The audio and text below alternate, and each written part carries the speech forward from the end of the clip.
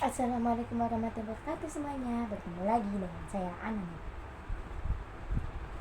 Oke teman-teman, bagaimana kabar kalian? Semoga kalian sehat selalu ya. Terima kasih yang sudah mengklik video ini. Saya mau doakan yang terbaik buat kalian yang sudah subscribe, yang sudah menonton sampai habis. Dan saya juga mau doakan yang terbaik buat negara tercinta kita, yaitu negara Indonesia teman-teman. Nah, besok adalah hari 10 November teman-teman. Nah, hari ini seperti biasa ya teman-teman, saya akan membahas tentang buku abad ke-20. Sebenarnya kalian bosan gak sih kalau aku bahas tentang abad buku itu terus teman-teman? Kalau kalian bosan ya teman-teman, nanti insya Allah besok saya akan membahas tentang yang lain teman-teman ya. Kalian bisa tahu sendiri ya, bisa tebak sendiri membahas tentang apa ya. Insya Allah saya besok nggak akan membahas tentang abad ke-20, takutnya kalian itu bosan lagi, bosan teman-teman ya. Saya itu punya misi yaitu menghabiskan buku ini teman-teman. Nggak tahu ini sampai berapa tahun ya teman-teman, buku setebel ini saya bahas satu-satu. Nah ya itu nggak tahu, insya Allah paling berbulan-bulan atau bertahun-tahun, mana ada yang tahu ya teman-teman. Doain saya teman-teman ya, semoga saya lebih semangat lagi dan konsisten untuk membuat konten teman-teman, biar kita bisa menghabiskan buku ini teman-teman. Oke, setelah kita menghabiskan buku ini kita akan membahas tentang buku lain. Nah, saya aslinya sudah numpuk itu teman-teman, buku itu bahas itu juga tebel-tebel di sana. Makanya ya, kita harus tetap semangat dan konsisten teman-teman ya. Terima kasih yang sudah ngikutin dari awal ya teman-teman, dari buku abad ke-20 yang awal. Teman-teman, saya nyalain kipas ya, soalnya sungguh kipas saya agak berisik teman-teman, jadi maaf ya kalau berisik ya teman-teman. Nah, lega. Oke, kita masuk ke dalam itu pembahasannya. Hari ini kita akan membahas tentang biografi lagi teman-teman. Biografi seorang ahli bakteriologi teman-teman yang bernama Robert Koch teman-teman. Robert Koch adalah seorang ahli bakteriologi teman-teman yang berasal dari Jerman. Beliau dikenal karena berhasil menemukan penyebab dari bakteri TBC teman-teman. Bagi kalian yang nggak tahu penyakit TBC adalah penyakit menular teman-teman. Nah, itu tuh gejala tanda-tandanya itu batuk-batuk terus ada darahnya teman-teman. Nah, itu penyakit TBC teman-teman, itu bisa menular ya teman-teman. Penyakit ini dulu bisa membunuh 2 juta orang dalam setiap tahun di seluruh dunia. Beliau lahir pada 11 Desember tahun 1843 di Jerman teman-teman. Pada 1862 beliau menuntut ilmu di Fakultas Kedokteran Universitas Göttingen teman-teman. Setelah lulus dari pendidikannya, beliau banyak meneliti penyakit di laboratorium rumahnya teman-teman. Sampai beliau meneliti penyakit di Afrika, di India, dan di Mesir teman-teman. Dan pada tahun 1882 beliau berhasil menemukan penyebab penyakit TBC teman-teman. Dan pada 1905 teman-teman, alhamdulillah beliau meraih Nobel dokternya teman-teman. Beliau akhirnya menembuskan nafas terakhirnya pada 27 Mei tahun 1910 teman-teman. Nah, jadi beliau itu adalah seorang bakteriologi yang berasal dari Jerman. Nah, beliau itu menemukan penyebab bakteri TBC teman-teman, yang pada saat itu banyak membunuh orang-orang di seluruh dunia teman-teman. Hampir 2 juta setiap tahun orang di seluruh dunia itu meninggal dunia karena penyakit TBC teman-teman. Nah, itu ya secara singkatnya, biografi singkatnya teman-teman. Ini termasuk apa sih, secara atau biografi?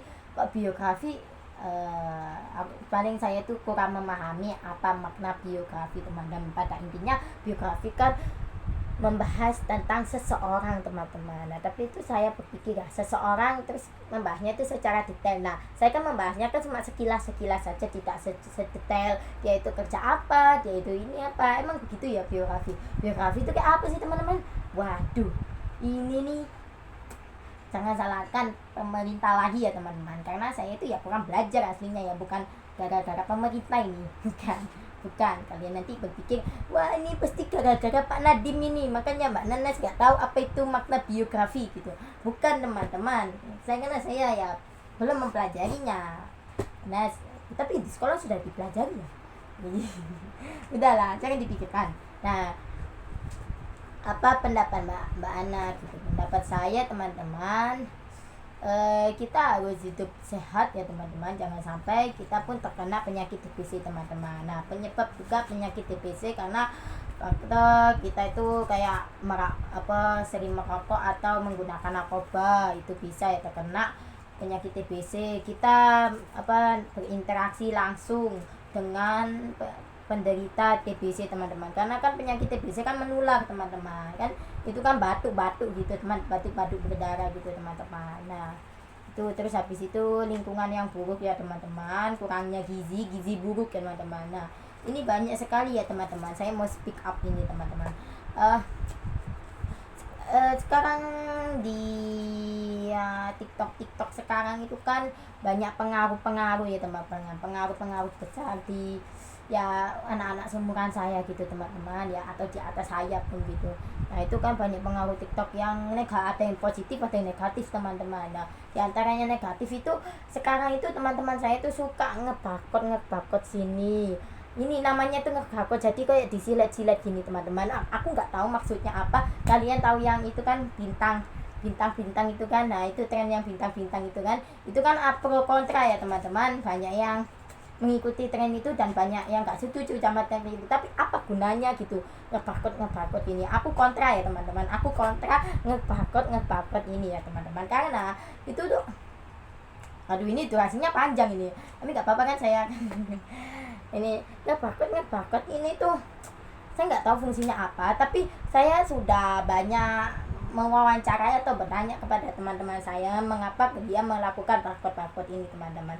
Nah itu ada banyak alasan teman-teman. Nah kebanyakan alasannya itu karena dia itu sakit hati, terus dia itu kayak sakit hati karena diputusin pacarnya atau berantem sama pacarnya atau masalah keluarga ya, pokoknya rasa sakit itu dia lampiaskan ke diri dia sendiri dengan melukai diri sendiri teman-teman. Nah itu kok dalam psikologis itu defense mechanism teman-teman. Kita pernah bahas kayak defense mechanism itu nggak pernah bahas ya teman-teman. Ya insya Allah kapan-kapan di buku ini ada itu teman-teman, ada penemu psikologis itu teman-teman. Jadi kalau yang paham psikologis ya itu pasti tahu tentang defense mechanism. Apa kalian yang pernah bahas itu pernah dengar lah defense mechanism. Teman-teman saya itu suka ya defense mechanism ini karena apa? Karena pengaruh lingkungan dan TikTok teman-teman. Nah ada anak ya itu dia itu main TikTok tapi ya dia gak main TikTok tapi dia juga ikut ngebakot. Karena apa? Karena lingkungannya itu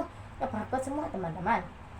Nah dulu pas saya SD itu teman-teman perempuan saya itu banyak yang ngebakot teman-teman. Yang gak ngebakot itu antara 2 anak saja teman-teman, yaitu saya dan satu teman saya lagi itu gak ngebakot teman-teman. Nah ini tangan saya alhamdulillah bersih teman-teman, gak ada seret gini. Jangan di sini ya teman-teman, nanti mati. di sini teman-teman biasanya. Nah itu. Nah terus habis itu teman-teman saya yang sekarang ya yang SD juga maaf teman-teman batuk. Nah itu juga ada defense mechanism yang negatif yang dipengaruhi oleh media sosial TikTok teman-teman, ya IG juga itu nggak tahu ya, pokoknya media sosial.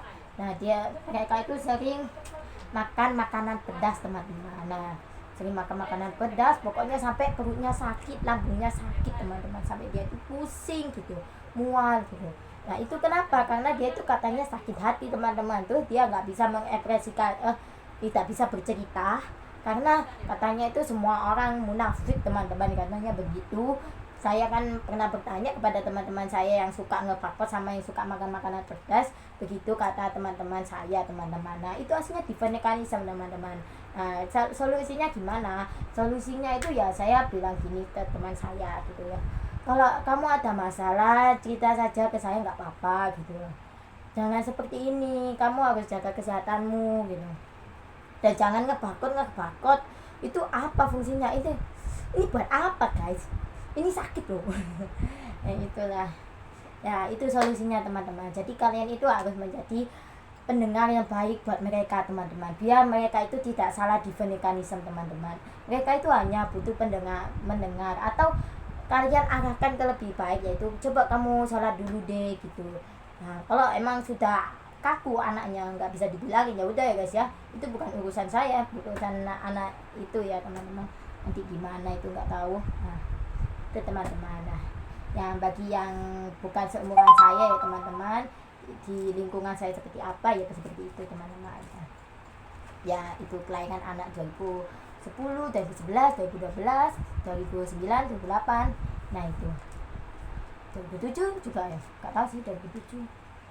Sebenarnya aku masih kejauhan ya teman-teman, nggak tahu ya sih. Oke ya teman-teman, ya begitu saja yang bisa saya sampaikan. Mohon maaf jika saya ada salah kata atau salah perbuatan. Terima kasih, saya Ananet. Assalamualaikum warahmatullahi wabarakatuh.